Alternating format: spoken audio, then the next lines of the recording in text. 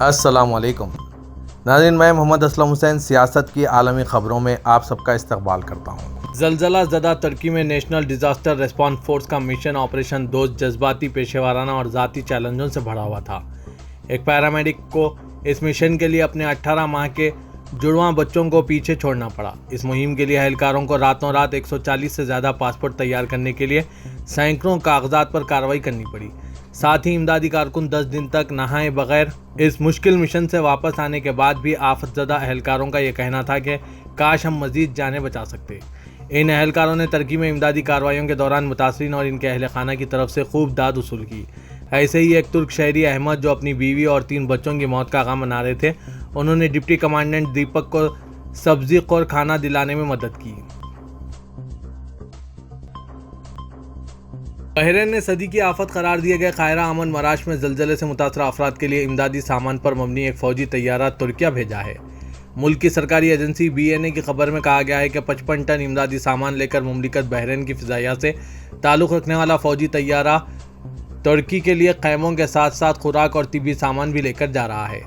ایران کے مغربی آذربائیجان صوبے اورومیہ سے منسلک بالوف اور قزلہنگا گاؤں کے مکینوں نے زلزلہ زدگان کے لیے جمع کردہ ساز و سامان کو ترکیہ کے اورومیہ قونصل خانے تک پہنچا دیا۔ البانیہ سے 2 امدادی ٹرک، جن میں جنریٹر، ہیٹر، گدے اور کپڑے شامل ہیں، ترکی کو روانہ کیے ہیں۔ یونان نے بھی زلزلہ متاثرین کے لیے مزید 110 ٹن انسانی امداد بھیجی ہے۔ سعودی عرب کے شاہ سلمان بن عبدالعزیز نے کہا ہے کہ سعودی عرب نے یوم تاسیس فخر کے ساتھ منایا ہے۔ ہم نے 300 سال کے دوران مختلف چیلنجوں کا سامنا کیا اور تمام بحرانوں سے شاہ سلمان بن عبدالعزیز نے یوم تاسیس یعنی فاؤنڈیشن ڈے پر اپنے ٹویٹر اکاؤنٹ پر ٹویٹ میں کہا کہ ہم پورے فخر کے ساتھ فاؤنڈیشن ڈے کی یاد منا رہے ہیں۔ یہ 1727 عیسوی مطابق 1139 کے دوران سعودی ریاست کے قیام کی 300 سالہ تاریخ کا اظہار ہے۔ انہوں نے مزید کہا کہ اس دوران ہم نے مختلف چیلنجوں کا سامنا کیا اور تمام بحرانوں پر قابو پایا۔ سعودی عرب میں آج چہارشنبے کو یوم تاسیس یعنی سعودی فاؤنڈیشن ڈے منایا گیا۔ اس موقع پر مملکت کے شہروں میں رنگا رنگ پروگرام ہوئے، ثقافتی اور عوامی سرگرمیاں اور فیسٹیول منائے گئے۔ وزیر کے امام محمد بن سعود نے 22 فروری 1727 عیسوی کو پہلی سعودی ریاست قائم کی تھی۔ فاؤنڈیشن ڈے اس یاد میں منایا جا رہا ہے۔ سرکاری خبررساں ادارے SPA کے مطابق اس سال فاؤنڈیشن ڈے یوم بدینہ یعنی وہ دن جس روز ہم نے آغاز کیا کے عنوان سے منایا گیا۔ یہ دن 300 سال قبل پہلی سعودی ریاست کے بانی قائدین سے سعودی شہریوں کے گہرے تعلق اور سعودی ریاست کی بنیاد سے قابل فخر وابستگی کا اظہار ہے۔ سعودی عرب میں مسجد حرم مکہ مکرمہ میں رمضان کے دوران اعتکاف کے انتظامات کا جائزہ لیا گیا ہے۔ سرکاری خبررساں ادارے SPA کے مطابق مسجد حرم میں اعتکاف کے انتظامات کرنے والی کمیٹی کا آج چہارشنبے کو اجلاس منعقد کیا گیا۔ سیکریٹری سربراہ اعلیٰ شیخ عبداللہ السعولی نے صدارت کی۔ کمیٹی کے اجلاس میں مسجد حرم میں اعتکاف کے انتظامات پر تبادلہ خیال کیا گیا۔ کمیٹی کے ارکان نے اعتکاف کے لیے آن لائن اندراج کے طریقہ کار، اعتکاف کے لیے مختص مقامات سے واقفیت، اعتکاف کرنے والوں کو فراہم کی جانے والی خدمات اور دیگر امور کا جائزہ لیا۔ اجلاس کو بتایا گیا کہ اعتکاف کرنے والوں کو سامان اور قیمتی اشیاء رکھنے کے لیے خصوصی لاکرز فراہم کیے جائیں گے۔ اعتکاف کرنے والوں کے لیے افطار اور سحری کی خوراک کی فراہمی کا طریقہ کار بھی زیر بحث آیا۔ صحت خدمات پر بھی بات چیت ہوئی۔ سعودی عرب میں کنگ فیصل یونیورسٹی الاحسا کے معاون پروفیسر ڈاکٹر علی البسام نے کہا ہے کہ پہلی سعودی ریاست نے مسجد حرم اور مسجد نبی کی خدمات کا اعزاز حاصل کیا تھا۔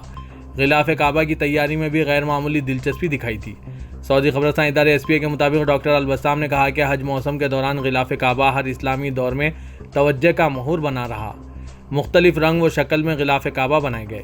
ڈاکٹر علی بسام نے بتایا کہ سعودی عرب کا شہر الاحسا کو غلاف کعبہ کی تیاری کا اعزاز حاصل ہے۔ یہاں 1221 میں پہلی بار غلاف کعبہ تیار کیا گیا تھا۔ سعودی عرب میں محکمہ موسمیات کے قومی مرکز نے کہا ہے کہ مارچ میں سعودی عرب کے بیشتر علاقوں میں گزشتہ سالوں کے مقابلے میں زیادہ بارش کا امکان ہے۔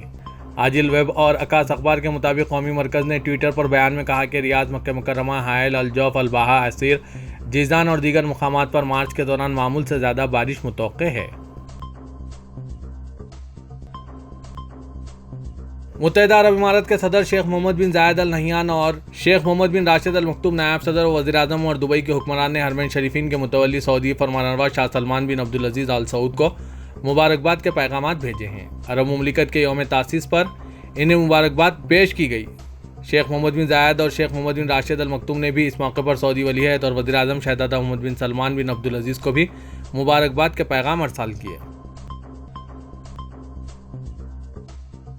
پاکستان کے وزیر اعظم شہباز شریف کی قیادت میں موجودہ حکومت پی ٹی آئی دور حکومت کے کئی منصوبوں پر تنقید کرتی نظر آتی ہے، مگر سابق وزیر اعظم پاکستان عمران خان کا ایک منصوبہ ایسا بھی ہے جس پر موجودہ حکومت نے کبھی تنقید نہیں کی، بلکہ اسے موجودہ دور میں بھی جاری رکھا گیا ہے۔ وہ منصوبہ ہے عوامی شکایات کے براہ راست ازالے کے لیے بنائے گئے سٹیزن پورٹل کا، جس پر موجودہ حکومت بھی کام کر رہی ہے۔